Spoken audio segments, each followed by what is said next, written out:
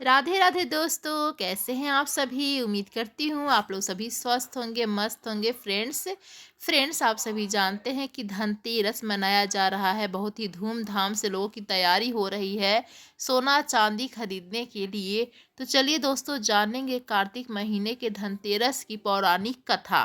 Friends, Kartik Krishna पक्ष की त्रयोदशी तिथि के दिन धनतेरस का पर्व पूरी श्रद्धा व विश्वास के साथ मनाया जाता है। धनवंतरी के अलावा इस दिन देवी लक्ष्मी और धन के देवता कुबेर की भी पूजा करने की मान्यता है।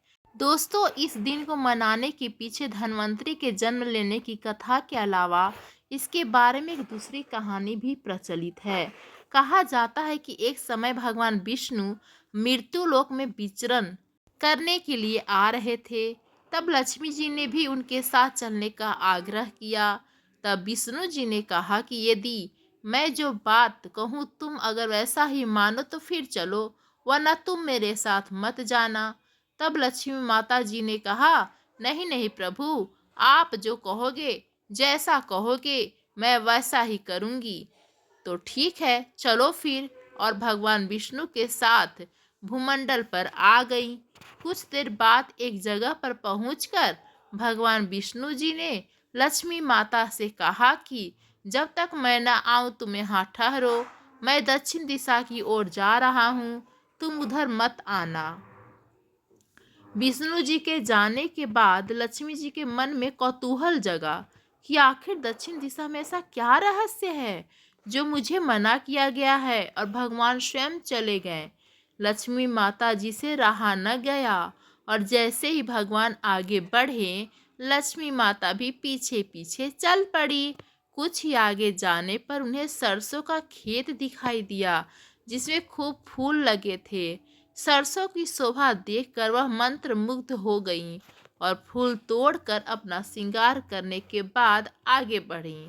आगे जाने के बाद एक गन्ने के खेत से लक्ष्मी जी ने गन्ने तोड़कर रस चूसने लगी। उसी क्षण विष्णु भगवान जी आए और देख लक्ष्मी जी से नाराज हो गए और उन्हें श्राप दे दिया कि मैंने तुम्हें इधर आने को मना किया था, पर तुम न मानी और किसान की चोरी का अपराध कर बैठी। अब तुम इस अपराध के जुर्म में इस किसान की 12 वर्ष तक सेवा करो। ऐसा कहकर भगवान उन्हें छोड़कर क्षीर सागर में चले गए। तब लक्ष्मी जी उस गरीब किसान के घर रहने लगीं।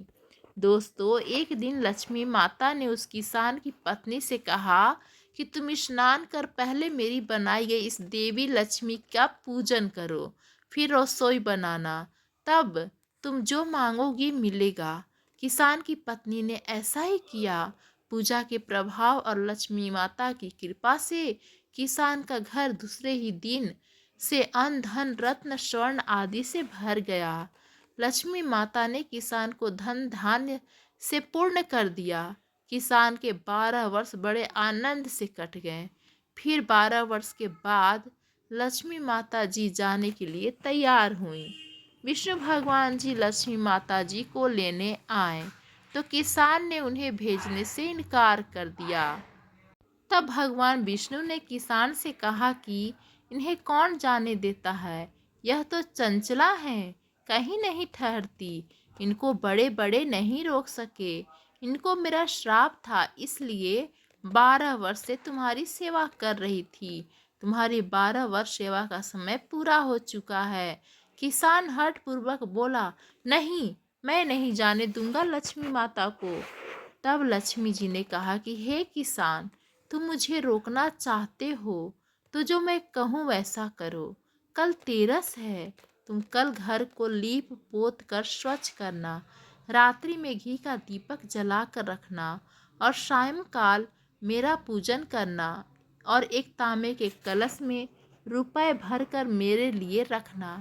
मैं उस कलश में निवास करूंगी, किंतु पूजा के समय मैं तुम्हें दिखाई नहीं दूंगी। इस एक दिन की पूजा से वर्ष भर मैं तुम्हारे घर से नहीं जाऊंगी। यह कहकर वह दीपकों के प्रकाश के साथ 10 दिशाओं में फैल गई। अगले दिन किसान ने लक्ष्मी जी कथना अनुसार पूजन किया। उसका घर धन धान्य से पूर्ण हो गया। इसी वजह से हर वर्ष तेरस के दिन लक्ष्मी जी की पूजा होने लगी। तो दोस्तों, आप लोग को यह माता लक्ष्मी और गरीब किसान की कहानी कैसी लगी?